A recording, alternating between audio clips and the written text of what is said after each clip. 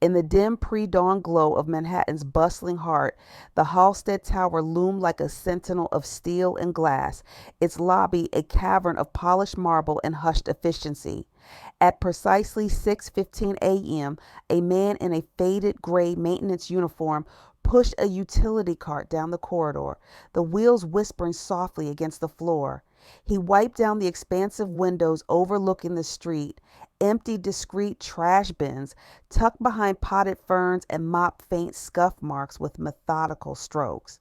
To the early risers, executives clutching coffee cups, interns hurrying with briefcases, he was invisible, just another cog in the building's seamless operation. No one glanced twice at his weathered hands or the subtle intelligence in his eyes. But this man was no ordinary janitor. His name was Caleb Westwood, the billionaire founder and majority shareholder of the very tower he now serviced. 3 months ago, a brutal betrayal by his own board, men and women he'd mentored and trusted, had shattered his world. They'd orchestrated a coup, manipulating stock prices and forging documents to edge him out, all while smiling at board meetings. Devastated but resolute, Caleb had vanished from the public eye, liquidating just enough assets to fund a quiet investigation. To uncover the truth, he chose the ultimate disguise, becoming one of the invisible workers in his own empire. No bodyguards shadowed him, no assistants buzzed in his ear. He lived in a modest studio apartment uptown, his days filled with the grind of manual labor. His only question burned in his mind: without power or prestige, would anyone treat him as human? On his third day, as he scrubbed a coffee stain from the lobby carpet, he noticed her. Harper Lynn, 26, an administrative assistant on the third floor, arrived early. As always, her steps hurried but graceful. She carried a simple tote bag and a thermos, her dark hair tied back in a practical ponytail. Harper's life was a delicate balance, supporting her mother through kidney disease treatments, juggling night shifts at a diner, and scraping by on a salary that barely covered rent in the city. She slipped into the employee break room, claiming her usual corner table with a box, lunch, rice, vegetables, and a piece of fruit portioned carefully to stretch her budget. Their eyes met for the first time that morning. Caleb was emptying a recycling bin nearby when Harper looked up from her phone, her expression tired but kind. She offered a small smile, not the forced politeness of colleagues, but a genuine acknowledgement, as if seeing him not as a uniform, but as a person sharing the same early hour solitude. Caleb froze for a split second, unused to such unprompted warmth. He nodded back, a faint surprise flickering across his face before returning to his task. In a world where he'd been courted for his billions, this simple gesture felt profound. As the days blurred into routine, Caleb observed the tower's underbelly, the overworked staff, the petty office politics, the way higher-ups dismissed those below them. He jotted notes in a hidden journal during breaks, piecing together evidence of the board's corruption. But Harper stood out. She was efficient at her desk, handling endless paperwork with quiet determination, yet she always found time for small acts, holding the elevator for stragglers, sharing her umbrella on rainy mornings. Caleb wondered about her story, the shadows under her eyes hinting at burdens beyond the job. One noon, as he cleaned the break room, Harper approached, holding out a small paper bag. "I noticed you skipping lunch the past few days," she said softly, her voice warm despite the hesitation in her eyes, as if fearing rejection. "I packed extra nothing fancy, just a sandwich and some fruit." Caleb stared at the bag, his heart tightening. In his old life, people gave to gain favor. Here it was pure kindness. "Thank you." He managed his voice rough from disuse in casual conversation. Inside was half a turkey sandwich, an apple, and a napkin folded neatly with the handwritten note: "Whoever you are, you deserve a full meal." For the first time in years, Caleb felt truly seen, not as a tycoon, but as a man who might be hungry, tired human. The next day she returned with a container of homemade noodles. "Not much, but it'll warm you up," she said with a shy smile. He hadn't revealed his identity. She hadn't asked.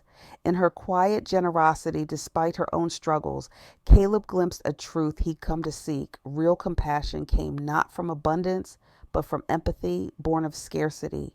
Day 3 on the job as the invisible maintenance worker felt no different from the first two endless cycles of scrubbing, wiping, and blending into the background of Halstead Tower's gleaming lobby. Caleb pushed his cart through the employee break room during the lunch rush, emptying overflowing bins and mopping up spills left by hurried executives. The space buzzed with chatter stock tips exchanged over salads, complaints about deadlines, punctuated by bites of gourmet sandwiches. He moved like a shadow, his gray uniform rendering him as unnoticeable as the potted plants he dusted. But as he worked, his mind cataloged everything, the casual cruelties, the overlooked kindnesses, fueling his quiet investigation into the board's rot. That's when Harper approached again, her steps tentative but purposeful. She carried her usual tote, but today she held out a small paper bag, placing it gently on his cart amid the cleaning supplies. I noticed you haven't been eating much during breaks. She said, her voice soft yet steady eyes meeting his without pity or expectation. I packed extra, nothing special, just something to tide you over. Caleb paused, his gloved hand hovering over a rag.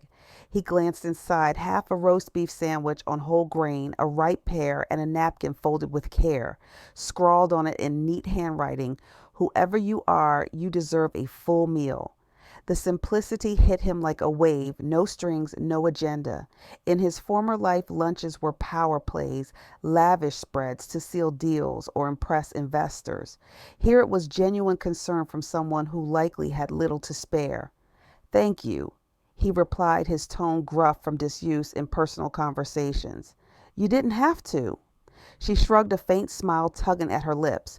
"We all get hungry. Take care." With that, she returned to her corner table, unpacking her own modest meal. The next day, she did it again.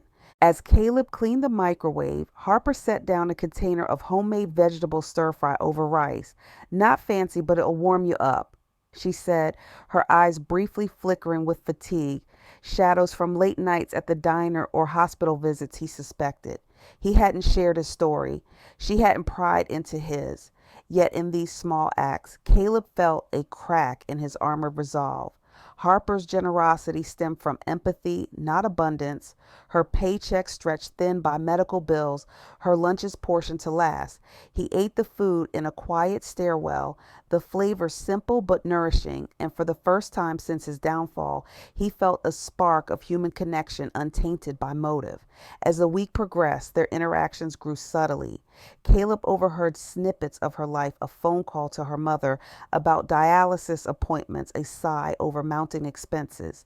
She worked diligently at her desk, organizing files and coordinating meetings, but the higher-ups dismissed her reliable but unremarkable one manager had sneered in passing. Caleb noted it all, his journal filling with observations that painted a picture of a company rotten from the top.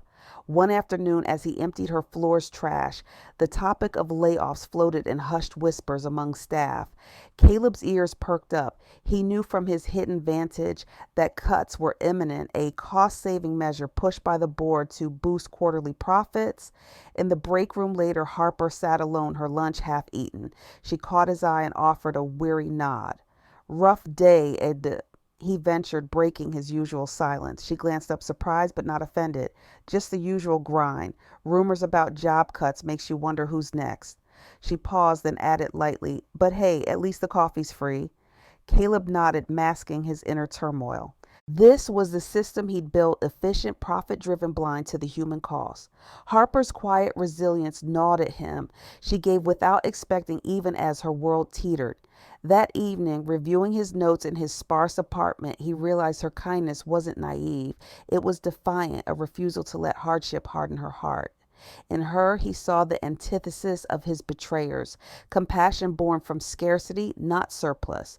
But as he pieced together evidence of the board's schemes, he wondered how long he could remain hidden, especially as his growing regard for Harper complicated his mission. One afternoon, as Caleb maneuvered his cart through the executive floor, emptying discreetly placed wastebaskets and wiping down conference room tables, he overheard a conversation that sliced through the hum of printers and keyboards. Two managers lingered by the water cooler, their voices low but careless, assuming no one of consequence was listening. That admin girl on 3 Harper Lynn, solid worker. But what's the point? She's barely scraping by, always looks exhausted. Who cares about loyalty when we can outsource cheaper? One said, chuckling, the other nodded. Exactly. The boards are pushing for cuts next month. Delay her review, make it look performance based. Fire her quietly, no severance drama. Caleb froze behind a partition, his rag paused mid swipe on a glass surface. His pulse quickened, a familiar anger bubbling up, the same ruthless calculus he'd once championed in boardrooms, prioritizing profits over people. But hearing it aimed at Harper twisted something inside him. She wasn't just a name on a payroll. She was the woman who'd shared her scarce meals without a second thought, her quiet strength a stark contrast to the corporate vultures he'd escaped. He jotted the details in his hidden notebook later, adding it to his growing dossier on the board's mismanagement. This wasn't just inefficiency, it was the erosion of humanity he'd come to expose. That evening, as the tower emptied and fluorescent lights flickered off in waves, Caleb lingered in the break room pretending to restock supplies. Harper entered her shoulders slumped from another long day carrying her tote in a small container. She spotted him and approached with her usual gentle smile, though fatigue etched deeper lines around her eyes today. Hey, she said softly, setting the container on the counter near him. Made extra soup, carrot, and ginger. Figured it might help with the chill in here. Inside was a modest portion, steam rising faintly, accompanied by a napkin note, stay warm inside and out. He accepted it, the warmth seeping through the plastic, contrasting the cold knot in his chest. Thanks, Harper. You didn't have to. She shrugged, leaning against the counter. We all need a little warmth sometimes. Besides, rumors are flying about layoffs. If I'm not around next month, well, don't forget to eat, okay? Her voice held a resigned humor, but her eyes betrayed worry, the fear of losing her job, the lifeline for her mother's treatments. Caleb's grip tightened on the container. Here she was facing uncertainty, yet still giving. He wanted to tell her everything to assure her the cuts wouldn't touch her, to reveal his power to stop it all. But his disguise held him back. Exposing himself now could unravel his investigation, alerting the board before he had ironclad proof. Rumors can be wrong, he said carefully, his voice steady despite the internal storm. You've got value here more than they know. She laughed lightly, though it didn't reach her eyes. Appreciate that. But in places like this, it's numbers over people. Anyway, have a good night. She waved and left her footsteps echoing down the hall. Alone, Caleb sank into a chair, the soup forgotten as guilt gnawed at him.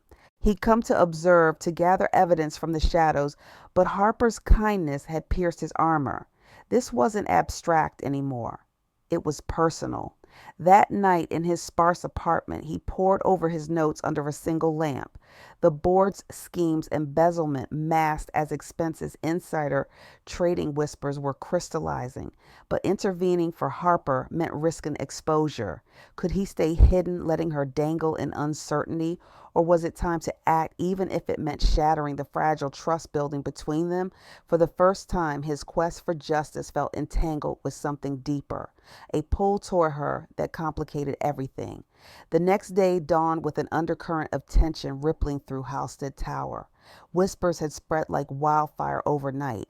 An emergency all-staff meeting in the grand conference room on the top floor, rumors swirling about the long-absent founder making a dramatic return. Employees filed in a mix of curiosity and anxiety, etched on their faces, executives in sharp suits claiming front row seats, admins like Harper shuffling to the back. Caleb slipped in last, still in his gray maintenance uniform, positioning himself against the wall near the exit, his cart abandoned in a service closet.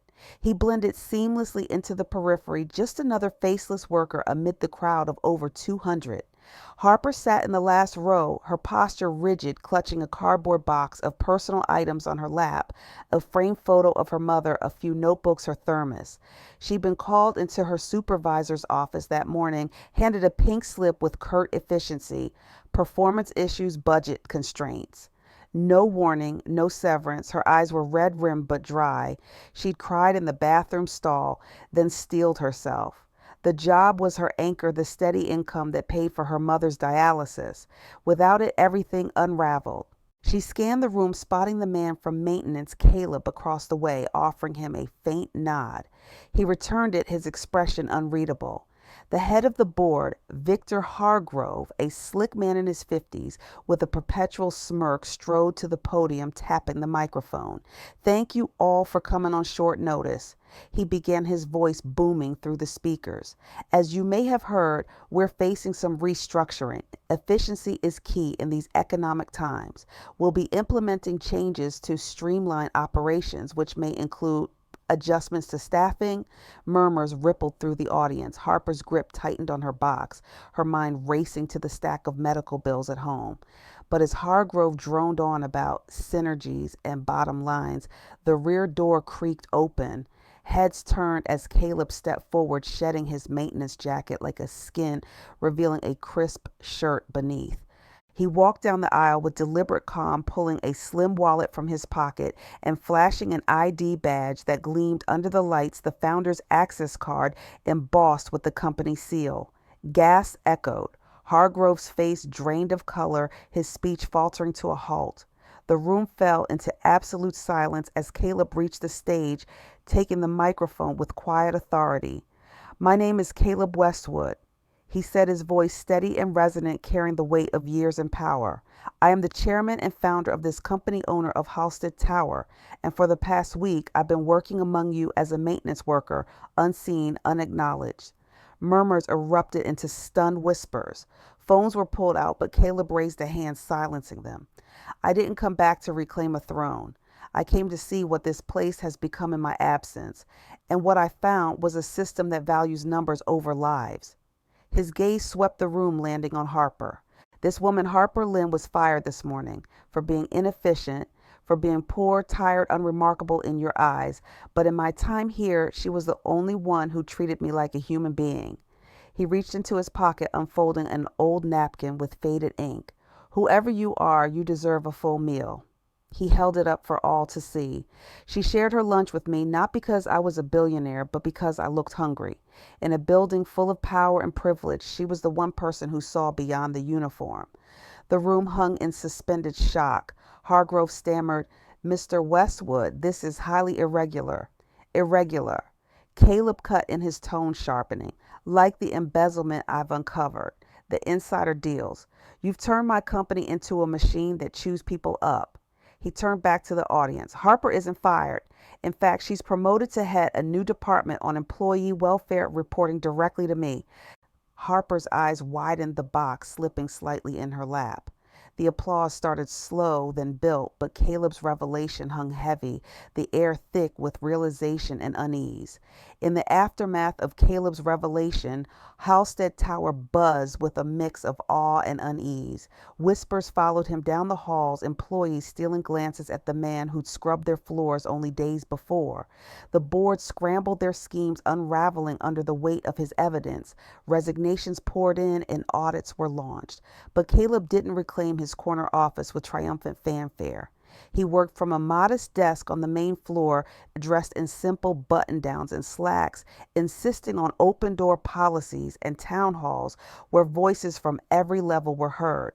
The company began to shift, not overnight, but palpably, as he implemented reforms, fair wages, support for medical leave, and a culture that valued people over profits.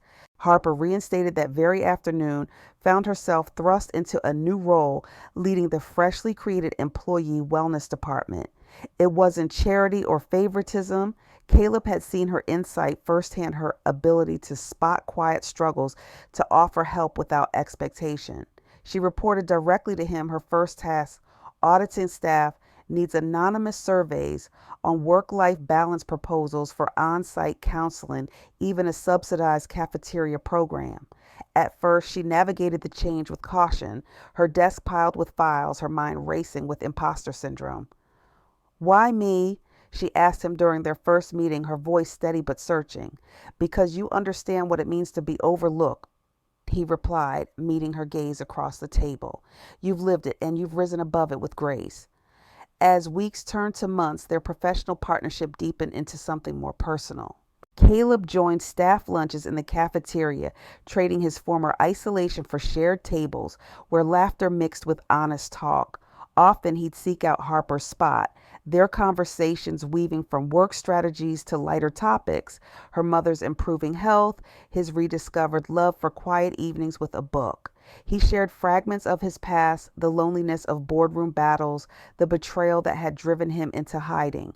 Harper listened, offering not solutions, but understanding the same quiet empathy she'd shown from the start.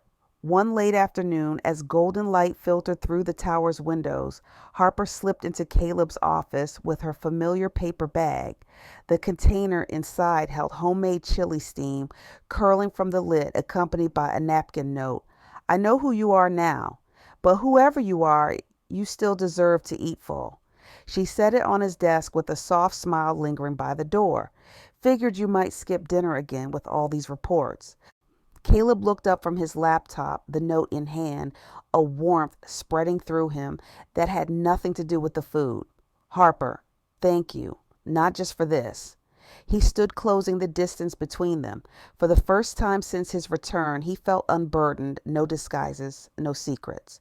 You've changed everything. I came here to expose the flaws in my world, but you showed me the good that's possible. Your kindness, it reminded me what matters. She met his eyes, her own softening. I didn't do it for a billionaire. I did it for the man who looked like he needed a friend. In that moment, the barriers fell. Caleb reached for her hand, his touch gentle, pulling her closer.